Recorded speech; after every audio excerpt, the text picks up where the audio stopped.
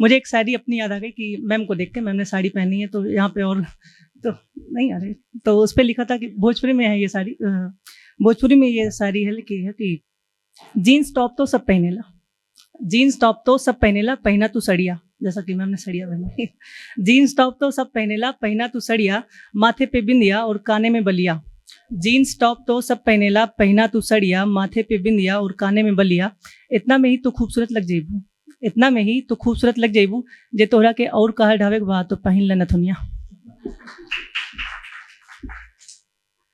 और जैसा कि भारतीय नारी की जो सुंदरता होती है वो काजल और बिंदी से होती है। हम सभी लोग जानते हैं कि अगर मतलब कि चाहे जो भी कपड़ा पहन ले, अगर माथे पे बिंदी और काजल लग जाता है आँख में तो फिर बहुत ही अच्छा लगता है।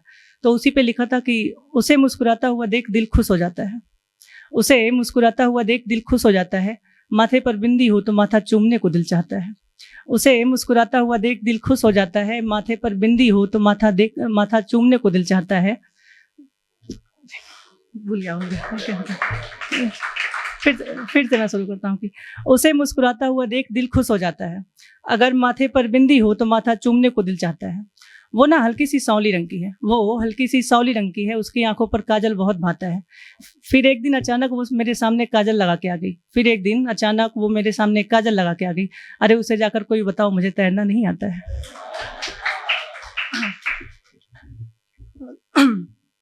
तो याद नहीं रहता बहुत ज़्यादा।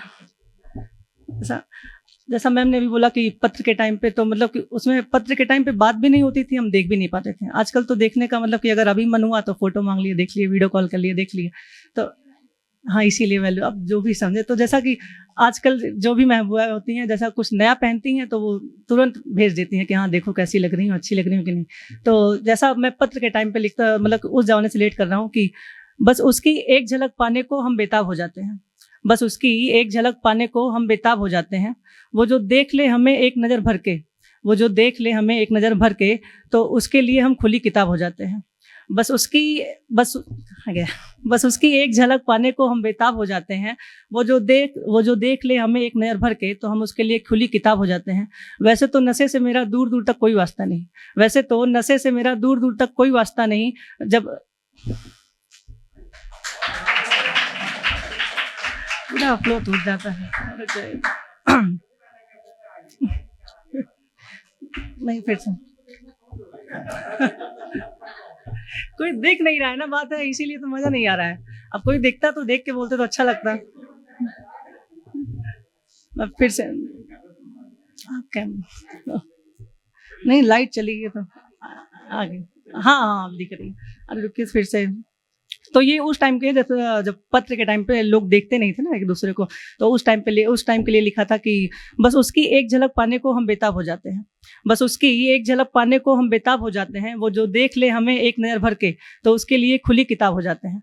वैसे तो मेरा नशे से दूर दूर तक कोई वास्ता नहीं, वैसे तो नशे से मेरा दूर दूर तक कोई वास्ता नहीं, लेकिन उसकी आंखों को देखने के बाद हम नशे में अपने आप हो जाते हैं। तो और ये आशिकों के लिए लिखा है जो प्रपोज करना चाहते हैं, जो एक तरफा प्यार है, जिनकी मान नहीं रही हैं। तो अगर मेरी शायरी के द्वारा वही समझ लीजिए। तो उसी तरह मतलब कि अगर जैसे नहीं मान रही हैं तो या मतलब कि अगर शायरी के द्वारा लिखेंगे तो शायरी का कुछ तो असर पड़ जाता है ना, शब्दों का हेर मेल फेल होता है, तो फिर ठीक है। तो उसके लिए लिखा था कि जो तुम अगर मान जाओगी मेरी मोहब्बत को, जो तुम पर्दे के पीछे से नहीं, पर्दे के आगे से आना चाहिए। जो तुम अगर मान जाओगी मेरी मोहब्बत को, तो तुम्हें ब्याह कर अपने घर में पनाह दूंगा। जो तुम अगर मान जाओगी मेरी मोहब्बत को, तो तुम्हें ब्याह कर अपने घर में पनाह दूंगा। चांद तारे तोड़ कर लाने का वादा तो नहीं करता, लेकिन मगर हाँ तुम्हारे साथ रोटियां जरूर बना दूंगा।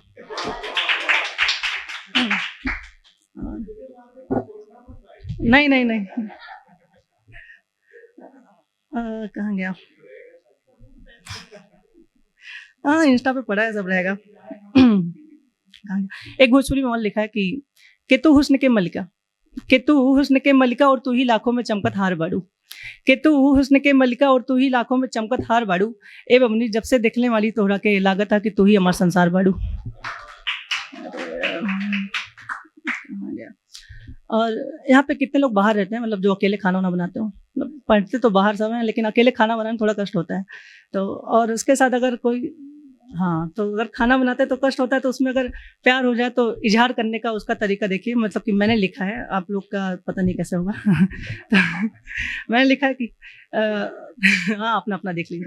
जैसे मैं भी बाहर मतलब 3-4 साल से रह रहा हूँ, खाना खुद से बनाता हूँ, अच्छा आता है। तो तो लिखा है कि पिछले कई सालों से खुद के हाथ का बना खाना खाकर ऊब चुका हूँ।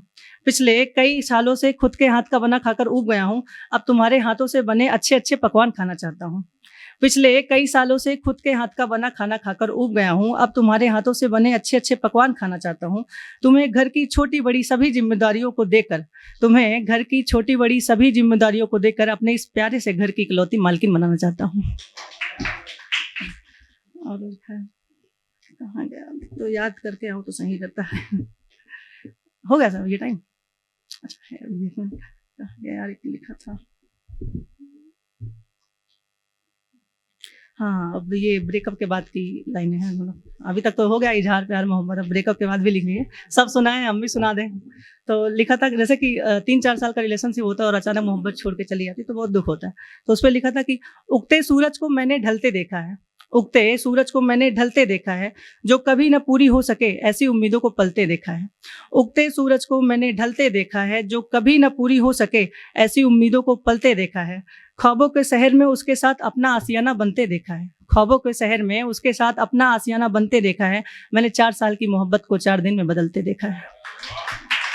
हुँ, हुँ। और लिखा है कि ब्रेकअप पे ही है कि जब ब्रेकअप होता है तो 2 इंसान में एक मतलब कि एक जो तोड़ के जाता है, मतलब कि दिल तोड़ के जाता है, और एक का दिल टूटता है, तो वो थोड़ा रूठा-रूठा लगता है, और एक हँसता-खेलता है, उसको कोई फ़र्क नहीं पड़ता, एक उसी की मतलब कि प्यार में डूबा रहता है याद में। तो कहीं अब तो शराब-वराब सब पीते हैं, तो जिसका जैसा अपना चॉइस है, कोई शराब पी के करता है, कोई शायरी लिख के तो मैंने लिखा था कि किसी को तोड़कर कोई हँस कैसे सकता है? जैसे एक इंसान टूट जाता है ना प्यार में ब्रेकअप के बाद, तो किसी को तोड़कर कोई हँस कैसे सकता है? प्यार अगर एक प्यारा एहसास है, इस प्यारे से एहसास में कोई फँस कैसे सकता है? और अगर खुदा माफ़ नहीं करता है गलत करने वालों को, अगर खुदा माफ़ नहीं करता है गलत करने वालों को, तो ये जो अक्सर बेवफ़ाई करते हैं प्यार में, वो बच कैसे सकता है? हाँ, एग्ज़ैक्टली।